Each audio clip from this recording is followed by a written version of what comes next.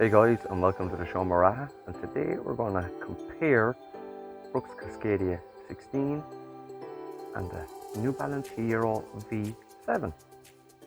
Both of these guys ATRs, alternating terrain shoes. So first let's have a look at the grip on both shoes and see how aggressive each outsole is. Now, the lug depth on the Cascadia is deeper than the lug depth on the Hierro V7. Now, both shoes on regular trail are going to give you the grip that you need. It's if you're going somewhere maybe a little bit more technical, more adventurous, maybe the Cascadia is going to be a better choice there. As well as that, you also have the rock plate in the Cascadia. You see this guy here, so that runs the length of the shoe. So that's a plate that protects your foot if you stood on something sharp, on a tree root, or anything that's going to maybe push up through the midsole of the shoe. The protection in the uppers, then both shoes have overlays in the toe area here to give you more protection, say, from the elements. Toe guards on both shoes, quite prominent there to protect you against stubbing your toe. Then you have the actual physical upper. So the mesh in the Cascadia is a thicker mesh. It's firmer, not as flexible as the Hierro V7.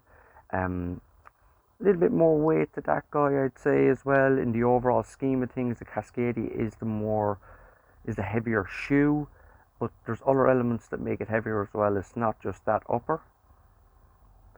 Now we get into, say, the heel cup area. Heel cup in the Cascadia is extremely firm, very stout, whereas in the New Balance there's a lot more given, it's a lot more flexible. Both have that pull tab on the heel, but then the Cascadia also has this guy here. This is to help you with your gaiters. Then into the tongue, much thicker, plusher tongue on the Cascadia than on the Hierro. The heel cup, then a lot more plushness in the Cascadia. Again, Brooks there, typical Brooks, going for more comfort over, say, more performance. Not as plush in the New Balance. That's not to say that the New Balance isn't a plush, comfy shoe. It's just that there's more of it in Brooks. Weight wise, now this is the major difference between the two. Okay, let's check out the Hierro first. Okay, just over 300 grams, and let's switch it then for the Cascadia. About 30, well over 30 grams in the difference, 334 there for the Cascadia. So there is the element of cushion in the midsole in regards to both shoes. They're using their premium materials. So this is DNA LOFT V2 in the Cascadia. So DNA LOFT is Brooks' premium cushion material. So that's what they're using. There's plenty of it as well. What you also see here is the way it rides up on the side, on the medial and the lateral side. So it gives the shoe that little bit more stability there. Plus with the rock plate, then again, it gives it even more stability. In New Balance then we have Fresh Home X, and what we're looking at with Fresh Home X is a dual density midsole. So the heel is a little bit softer than under the ball of the foot, a little bit firmer under the ball of the foot.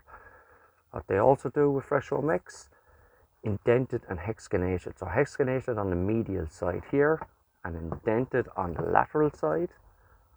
So the idea of that then is to make the sole unit more stable as well. So stability wise, the Brooks would be a more stable ride than the Hierro V7, but saying that, the Hierro V7 is still a very stable ride. In conclusion, what you're looking at here, even though these two guys are in direct competition to each other on the market and are more or less priced, more or less the same, there's 10 euros in the difference.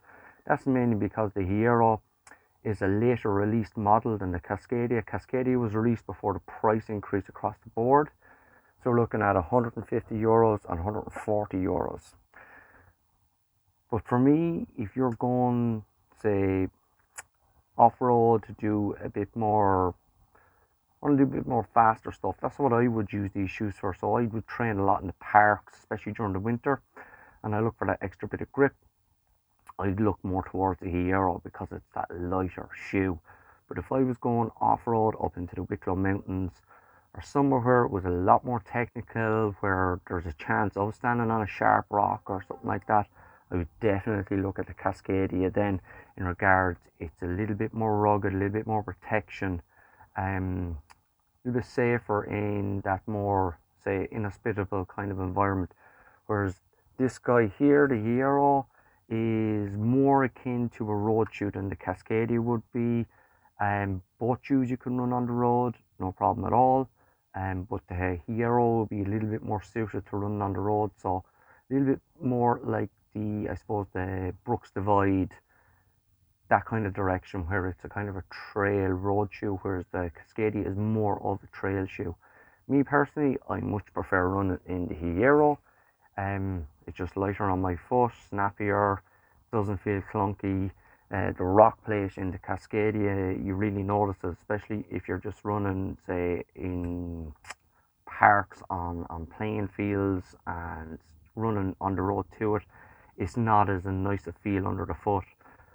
Saying that though, if I was going up into the Wicklow Mountains, I would definitely be wearing the Cascadia. But there's the Brooks Cascadia 16 and the New Balance Hierro V7, guys. I hope you found that useful. Any questions, pop them into the comment section below and I'll get back to you. Thanks very much, guys. Take care. Bye now.